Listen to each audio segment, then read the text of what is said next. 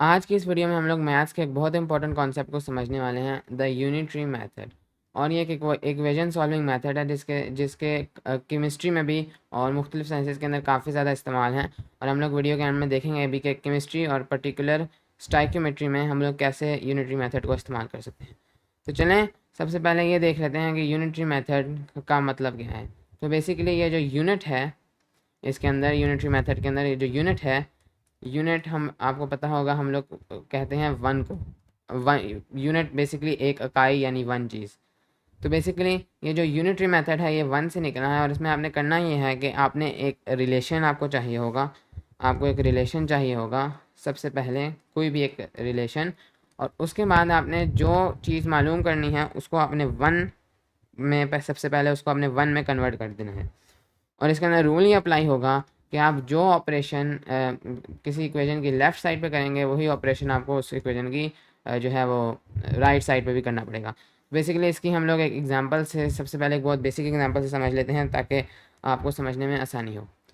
तो बेसिकली अगर मेरे पास एग्जांपल है यहाँ पर कि मुझसे कहा गया है कि 35 इंचज़ कितने फ़ीट के बराबर है।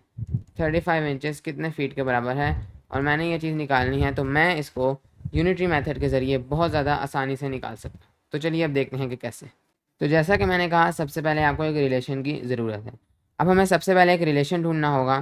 तो यहाँ पर जो हमारे पास इंचज़ और फीट का रिलेशन है, ये तो हर कोई जानता है कि हमारे पास इंचज़ और फीट का रिलेशन है कि 12 inches is equal to 1 foot. कि हमारे पास जो इंचेस और फुट में रिलेशन है वो ये है कि 12 इंचेस 1 फुट के बराबर। ये हमारे पास सिंपलेस्ट रिलेशन है। अब हमें क्या करना है कि हमें यूनिटरी मेथड के ज़रिए मालूम करना है कि 35 इंचेस में कितने फीट हैं। तो बेसिकली हमने क्या करना है, जिस साइड हमने एक साइड को यानी हमने इंचेस निकालने हैं ना, कि 35 इंचेस में कितने फीट हैं, तो हमें एक साइड को वन वन बनाना है, यानी इंचेस को हमने वन में कन्वर्ट कर देना है। तो हम इसको वन में ऐसे ही कन्वर्ट कर सकते हैं कि 12 को हम वन में कन्वर्ट कर सकते हैं जब हम 12 को डिवाइडेड बाय 12 कर दें। बेसिकली अगर मैं दोनों साइड्स को 12 से डिवाइड कर दूं, क्योंकि मैं ज़ाहिर है एक तरफ से 12 से डिवाइड नहीं कर सकता, मुझे दोनों तरफ 12 से डिवाइड करना होगा। तो मैं 12 divided by 12 inches is equal to 1 divided by 12 foot.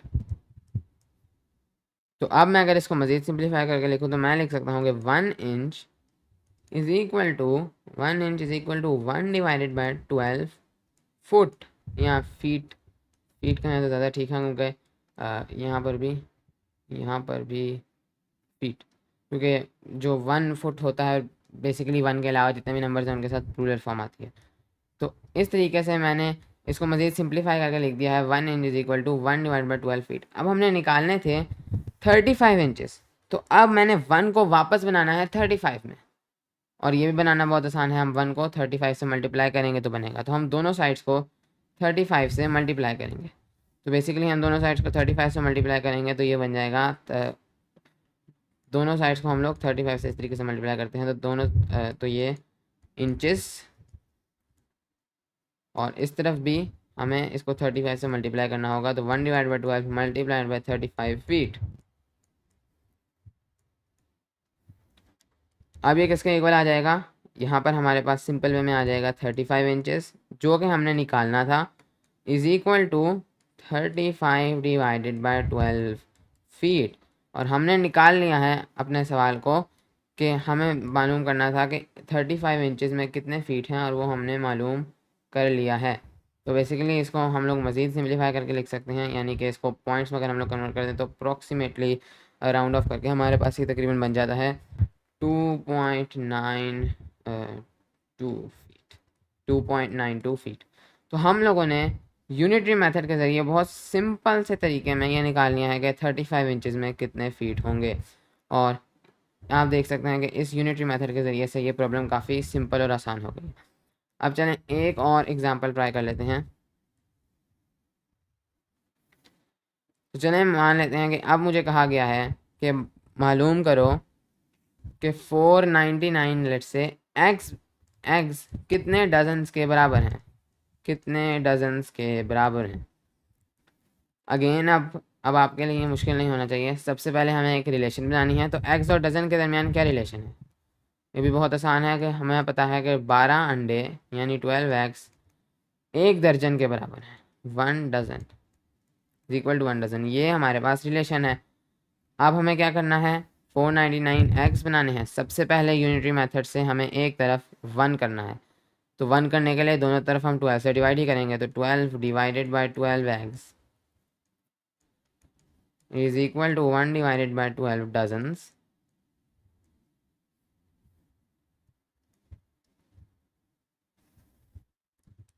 और ये बन जाएगा 1 egg is equal to 1 divided by 12 dozens. हमने ये रिलेशन बना ली, मतलब ये रिलेशन मज़ीद सिंप्लीफाई हो गई। अब हमें निकालने हैं 499 एग्स, हमें निकालने हैं 499 एग्स। अब हम किस तरीके से निकालेंगे, दोनों तरफ 499 से मल्टीप्लाई करेंगे। 1 एक तरफ बन जाए तो आगे बहुत आसान होता है, तो ये हमारे पास बन जाएगा 4, दोनों तरफ जो है 499 से मल्टीप्लाई कर देंगे। तो मैं इसको वापस से लिखता हूँ, 1 multiplied by 499 eggs equal to 1 divided by 12 multiplied by 499 dozens. दोनों तरफ मल्टीप्लाई करेंगे, अब ये बन जाएगा 499 eggs is equal to 499 divided by 12 dozens, जिसको आप जो है डेसिमल की फॉर्म में मज़ीद सिंप्लीफाई करके लिख सकते हैं। तो हमने अगेन यूनिटरी मेथड से ये मालूम कर लिया है कि 499 एग्स कितने डजन्स के बराबर हैं।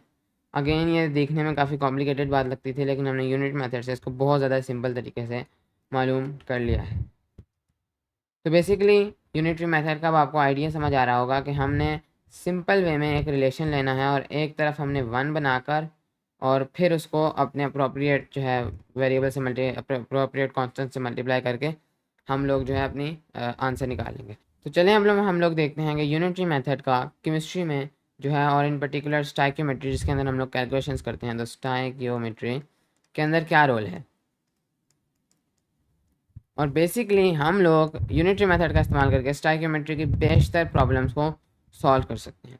तो मैं यहाँ पर एक सिंपल सी प्रॉब्लम लेता हूँ। मान लेते हैं कि हमारे पास इसकी एज एन एग्जांपल मुझसे कहा गया है कि 6.3 इंटू 10⁻26 एटम्स ऑफ लिथियम में कितने मोल्स होंगे, ये फाइंड आउट करो ऑफ लिथियम। तो मैं यूनिटरी मेथड के ज़रिए से इसको बहुत आसानी से फाइंड कर सकता हूँ। तो बेसिकली सबसे पहले मुझे एटम्स और मोल्स में एक रिलेशनशिप बनानी है। तो वी नो कि 6.02 इंटू 10⁻23 एटम्स, और यहाँ लिथियम की बात है, is equal to 1 mole of lithium. तो ये रिलेशन हमारी है। अब हमें क्या करना है, एक साइड पर हमें 1 बनाना है, या इस साइड पर 1 बनाना है क्योंकि हमने एटम से मोल में जाना है। तो हम दोनों तरफ 6.02 से डिवाइड कर देंगे, 6.02 से हम लोग डिवाइड कर देंगे दोनों तरफ। सो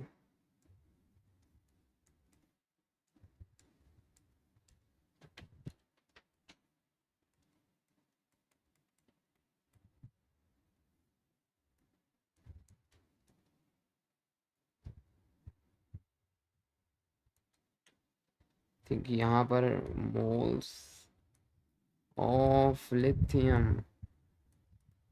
मोल्स ऑफ लिथियम।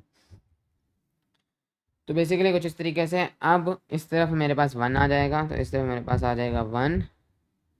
सो यहाँ मेरे पास बन जाएगी relation 1 atom of lithium is equal to this much, 1 divided by 6.02 into 10 raised to the power 23 moles of lithium.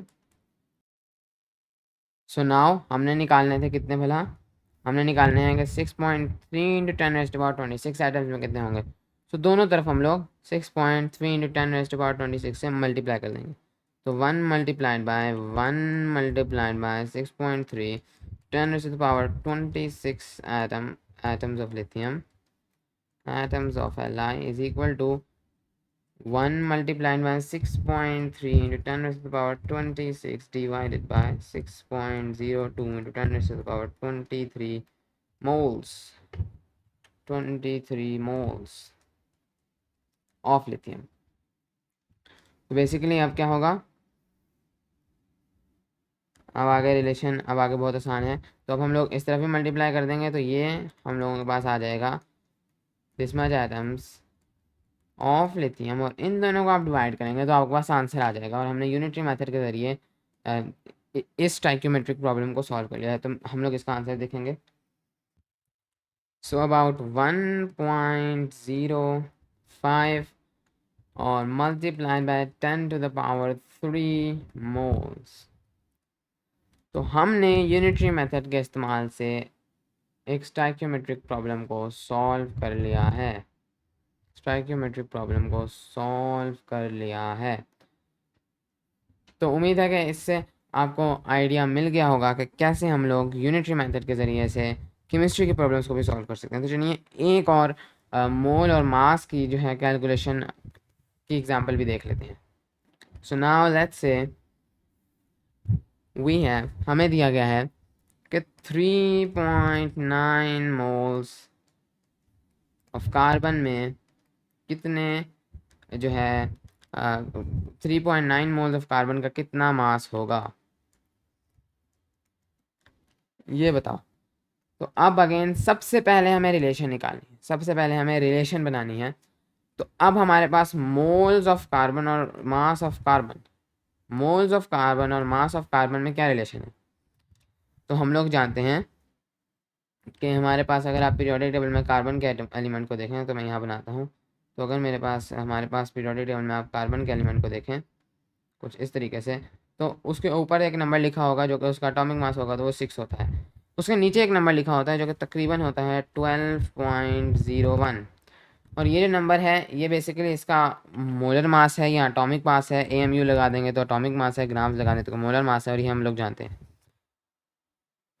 तो बेसिकली हमारे पास जो रिलेशन होगा वो ये होगा कि ये इसका मोलर मास है। तो हम लोगों को पता है इससे रिलेशन कि 1 mole of carbon is equal to 12.01 grams of carbon.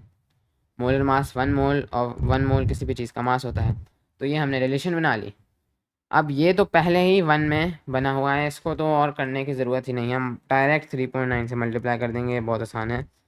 तो 1 multiply by 3.9 moles of carbon is equal to 12.01 into 3.9 grams of carbon. It's very easy. So 3.9 moles of carbon is equal to this much. तो ये हमारे पास तकरीबन आता है 46.839 grams of carbon. So simple सा तरीका था, और उम्मीद है कि इस वीडियो से आपको यूनिटरी मेथड, जो कि बहुत पावरफुल मेथड है, को समझने में मदद मिली होगी।